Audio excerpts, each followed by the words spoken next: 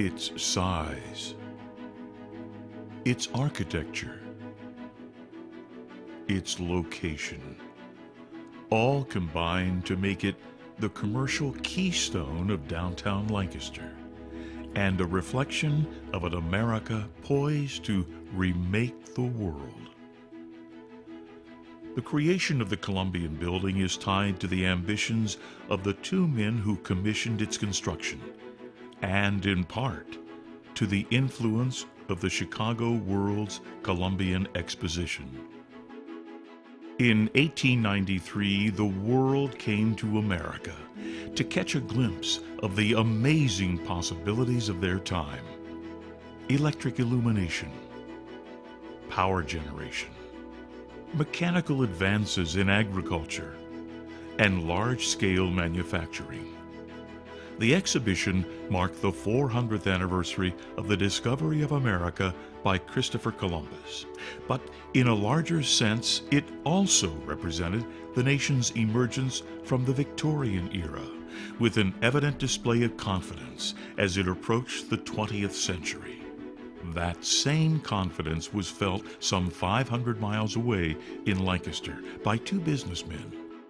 There were two builders of the Columbian, William Schleicher and Philemon Wolfgang Benninger. Philemon was a great uncle. His younger brother, John, was my great grandfather. P.W. Benninger was a jeweler and optician. John Schleicher Thompson is the great-grandnephew of William Schleicher. He made his fortune off when they struck oil in the Bremen area. He went down and bought the mineral rights off of the farmers, and then he sold the mineral rights to oil drillers, and he made a fortune off of that. America is teeming with innovation. Just 85 miles away, Dayton's Orville and Wilbur Wright had just opened their bicycle sales and repair shop, and Ohio-born Thomas Edison is perfecting his motion picture camera and projector. Benninger and Schleicher were children of German immigrants. Both were prominent businessmen with money to invest in a growing Lancaster. Their partnership would combine lots on busy Main Street to form one grand structure and 4 retail doorways, Schleicher on the east, Benninger on the west, with an 18-inch brick party wall separating tenants. When it came to the design of the Columbian, architect Herbert Spielman's admiration for the style popularized by one of America's most celebrated architects shone through in great detail. Henry Hobson Richardson lived in the middle 1800s. He studied abroad in Paris, France in the 1860s. His style incorporated large, rough, coarse stone, monumental exteriors, punctuated by arched window and door openings throughout his buildings. He often had round, cylindrical shaped, extended corner towers with conical shaped roofs. Other examples of Richardson Romanesque architecture include Lancaster's own City Hall and the iconic Orton Hall on the Ohio State University campus. The Columbian was special.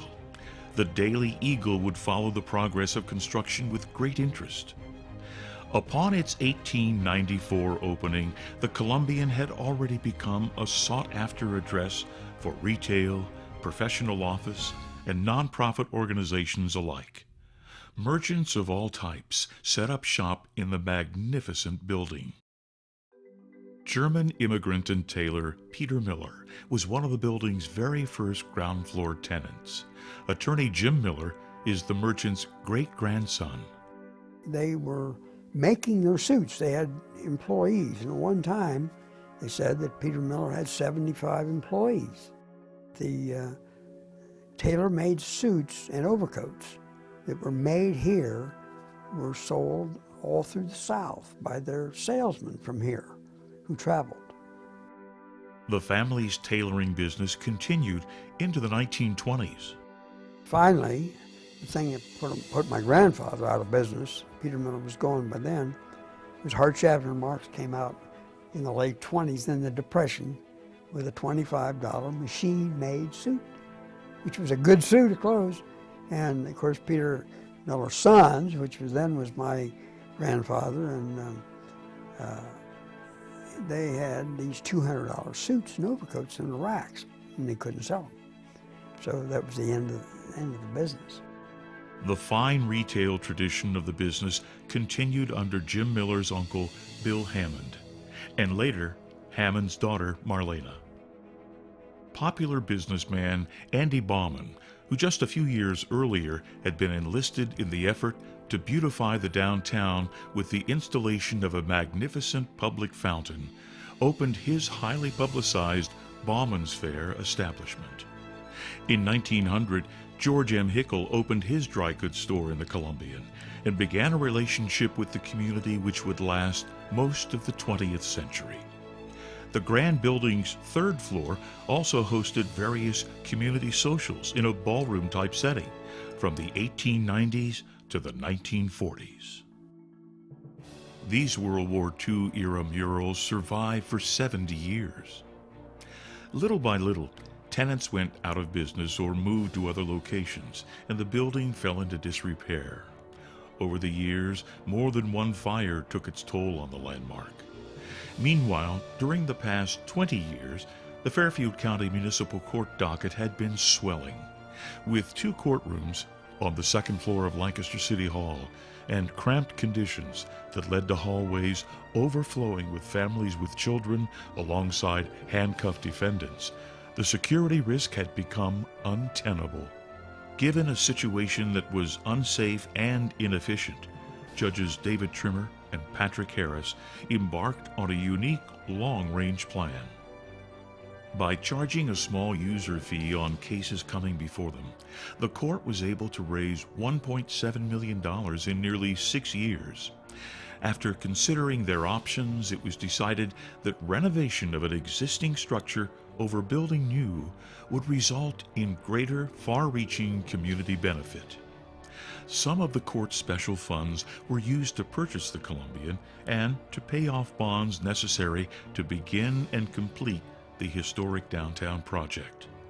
The visionary funding model was key to at once better serve the public and to rescue some of the community's historic architecture. The work of removing decades of debris resulting from neglect was the first step in the journey of restoration. Uncovering walls, exposing floors and ceilings, and preparing the building to serve the public once again. The original 19th century rippled window glass was replaced by highly efficient yet historically faithful window sets.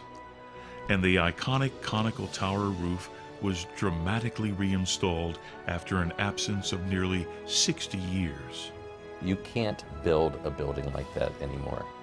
One of the great things about renovating an old building is that it has certain features that truly can't be replicated, that can't endure in time. And that's what makes this building so special, so unique, and so wonderful.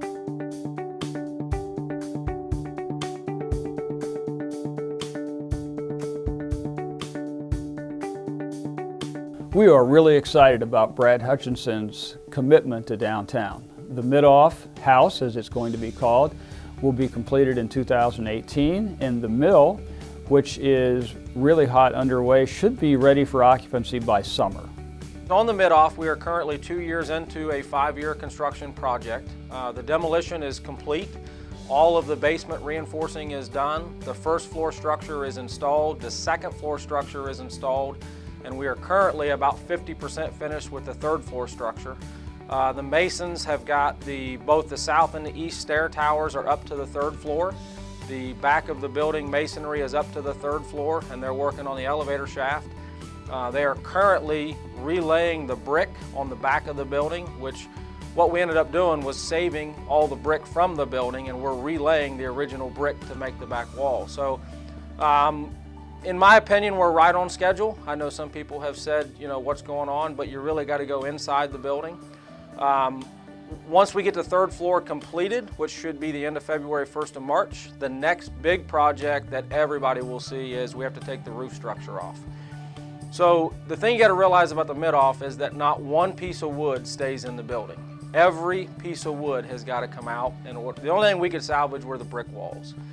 So once we get the roof structure ready to come off, that's when people will start to see big change on the outside. You'll see cranes, we'll have to have the road blocked in order to do that.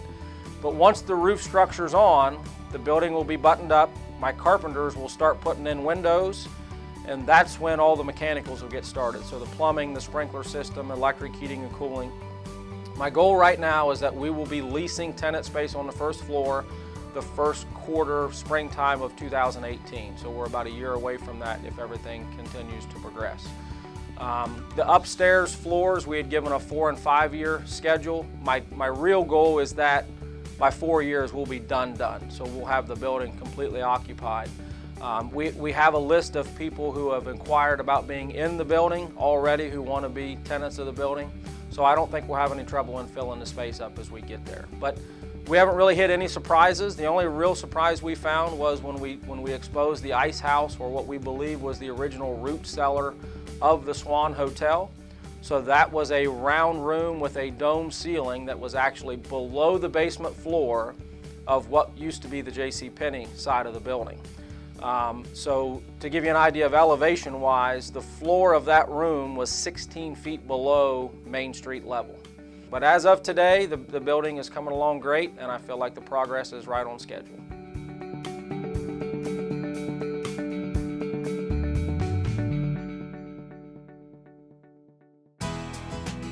The mill project is actually coming along at a rampant pace. I mean, it's much. The building didn't need that much work compared to what I'm dealing with at the mid-off. First thing we had to do was get the trash out. So, and the building, of course, had a fire in August of 2016 that burnt through, started in the basement, burnt through the first floor, up through the bathrooms, and then actually burnt through the second floor in a small part. We went in and gutted the building, got everything cleaned out. So today the basement is done, and when I say the basement is done, we've tuck pointed all the sandstone walls, we've repaired all the brick floors, we took out all the old feed bins, and then we relaid the brick floor. It was original brick floor on a sandstone foundation. So the basement is complete. All of the structure repairs have been done, so the first floor structure is put back in and done. The second floor structure is put back in and done. We went through the building with a fine-tooth comb. The building had really been, over the years, had just been cut up. You know, not really a lot of care taken when they were cutting through floor joists structurally. So we've made all those repairs. We've actually sealed, you can't get from the first floor to the second floor any longer. You have to go outside and go up an exit, outside set of stairs. So we've got preliminary approval from the commercial building department on doing a mixed-use building. So the first floor is going to end up being an event center. And when I say an event center, it'll be for, we'll rent it for weddings, different corporate events, those kind of things. And we will, as a company, we will host some events on a yearly basis. So we're probably going to do 3 to 5 comic events a year. We'll bring in somebody like the Funny Bone to headline those kind of acts. We will not be doing the same type of concerts that were being held there before. There won't be anything outside. It will all be inside. It'll be a first-class building, all hardwood floors. It'll be the traditional exposed floor joists, brick walls. So we are putting back in a bar, and we will have a liquor license and a commercial kitchen, but we will not have food staff. So my vision is that you'll lease the building for your event if you want to do a wedding, and then you can go to any of your local caterers, and there'll be a full kitchen on site that they can use for your event, or they can cook the food and bring it in and simply have a place to heat it up. And then when I do events like the comic events, I'll go out into the marketplace for the local restaurants and say, okay, who wants to do the cooking for tonight? They would provide the food and the menu, and then we would just basically mix services with the food, and then we would do the alcohol. Capacity is going to be about 300 people. The building will be completely redone and it will be sprinklered this time. So I think it's important to know that both of my commercial buildings will have full sprinkler systems from a safety standpoint. Which, moving into the modern area, that's one of the biggest things of the downtown buildings, is that without sprinklers it's hard to get mixed use permits and occupy the upstairs space. So this will solve those issues for us.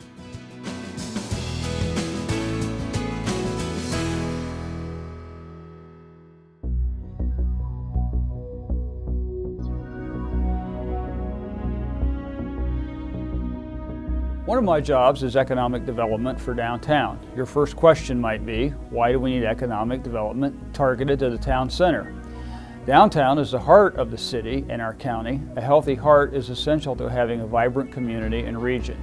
Vacant storefronts and abandoned streets are not a picture that bodes well for the area or attractive for business and employee recruiting. So how's that going? From my perspective, and I hope yours, very well. Available storefronts are filled with a waiting list of retailers hoping to locate in the downtown. Yes, there are some empty spaces, but they are either not available per the owner's preference or are in some stage of rehabilitation. We are in contact with each of them to encourage upgrades and inclusion in the rental pool. 2016 was a good year for downtown. The premier development, of course, was the completion and opening of the Columbian as a new municipal courthouse. The renovation earned Heritage Ohio's 2016 Best Public Building Rehabilitation Award and established a wonderful centerpiece for our downtown. Elsewhere, Columbus Street was active, as usual, with Keller Market House, the Wool Exchange, the Old Cottage and Rustic Gals opening, and Season and Time expanding in this bustling retail neighborhood. Bruce Chiropractic, Natural Remedies Massage and Wellness Center, and Susanna Gallery and Tap Room were welcome to the downtown community. Smokestack Hobby Shop completed a major expansion on Lincoln Avenue. They draw customers to downtown from all over Ohio. This year started out very upbeat, with Columbus Street leading the way, with the opening of Santino's and the expansion of Rustic Gals, doubling their retail space after only 4 months in Lancaster. For the balance of 2017, we look forward to a number of positive developments. They include Maria's Cantina and Restaurant, opening late spring in the former lodge location at 129 East Main Street. The event space will return as Venue 129. There will be a significant change in Shaw's, as the restaurant space will be updated with a new layout and concept. The bar will be moved to the southeast corner of the ground floor, and the current bar space will be replaced by a bakery and coffee shop. The upper floors will be converted to approximately 25 apartments, which will address a strong demand for residential living in downtown. If all goes according to plan, downtown should be home to 1 or more microbreweries by year's end. Several brewers are working with building owners, architects, and contractors in pursuit of brewing beer in 2017. The new Fairfield County Public Safety Facility is slated to open in early summer, adding an attractive west periphery to downtown and centralizing 140-plus Sheriff's Office employees in one location close to our retailers and restaurants. The Vargo building across the street from the post office at 211 South Broad Street is being readied for occupancy. The building has been vacant for 20 or more years, has a new roof, and utility upgrades are underway. It is slated for occupancy by summer. The Gateway site, 2.5 acres at West Main Street and Memorial Drive, provides the potential for a giant leap forward for downtown in the near future. Whether it ultimately hosts a hotel, retail, residential, or a performing arts center, it's being put back into productive use will be a huge boost for downtown. As you can see, economic development is alive and well in downtown. While it appears that a lot has happened in the last several years, the effort has been ongoing for many. It is an exercise in incremental improvements. One small victory leads to another and another. Progress builds on success. Fortunately, we have a beautiful and historic setting to work with, downtown property owners willing to invest through special improvement district assessments, a supportive city administration, and a succession of destination downtown staffers dedicated to the cause. We want you to catch the vibe. Come downtown.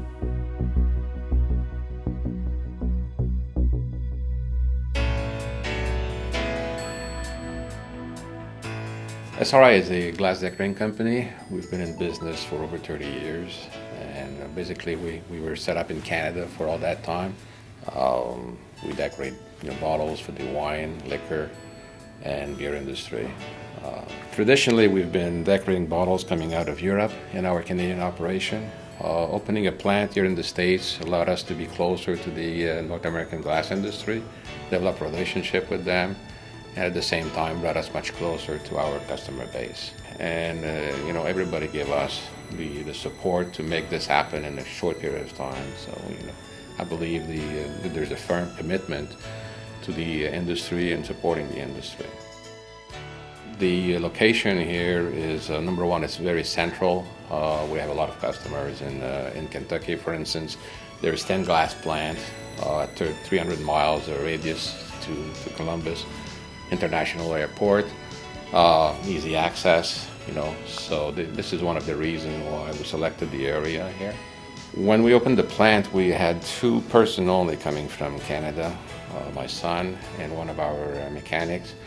So everybody else we hired locally here, and within the first month we found 10 very good employees, which allowed us to not only get going but also help setting up the plant. In September we started with the first shift, and by December we had 3 shifts going. So we were able to hire, select, train employees. They're very eager to learn, very good work ethic. And loyal, very loyal to the company. And honestly, we're so happy we have those people here. We now have 80 employees, and looking forward to create more jobs. Columbus 2020 is a regional organization dedicated to growing the economic base of the 11-county Central Ohio area. Lancaster is exceptional in that it's one of honestly the prettiest places we have in the region. The character of the place helps us market and sell the region, and it's a community that, like many others we have, has invested in itself. It's invested in its economic development's future. Its leaders are at the table. They are working really hard in a very disruptive global economy, and we appreciate that as people that are trying to work with and for them, to position them around the world for new investments. We appreciate the work they're doing at the local level.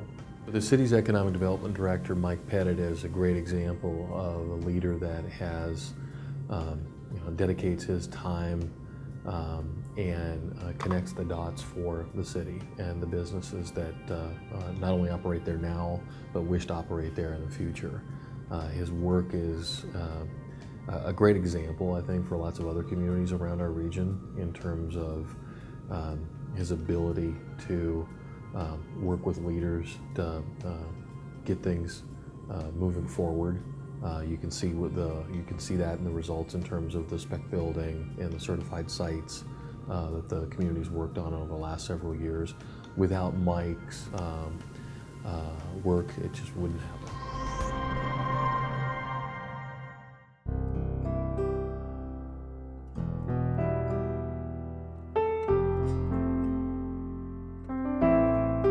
I was born and raised here. I've been here my whole life, and I've traveled. I've traveled all over the country. I've seen from West Coast to East Coast. I've been in every major city in the United States.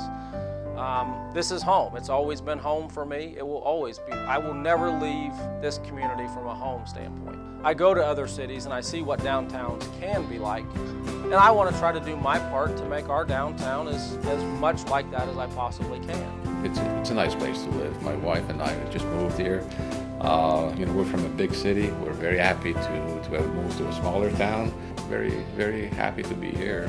Lancaster's my front yard, so the downtown parks in the corner of Main and Broad Street is certainly an attractive place. Being able to walk from where I live to restaurants, to banks, to churches, to the library, to work, downtown has become a vibrant place. My 17-year-old granddaughter a couple of years ago looked out our window and said, "This place is dead. Look, there's nothing downtown, there's no cars." And it was like a Friday night, And even on weeknights now, you look downtown, every parking spot on Main Street is filled because we have places to go and things to do. My focus is always trying to help those who help themselves. I like to be the extra that puts them over the edge to get things done. If everybody here would just go a little extra. If you're walking down the street and there's trash, if you just pick it up, that doesn't cost you any money, that doesn't take you any extra time, but it'll help in the long run with the city. So my goal is to get the ball rolling, and then hopefully some of the other people will come in and help push it.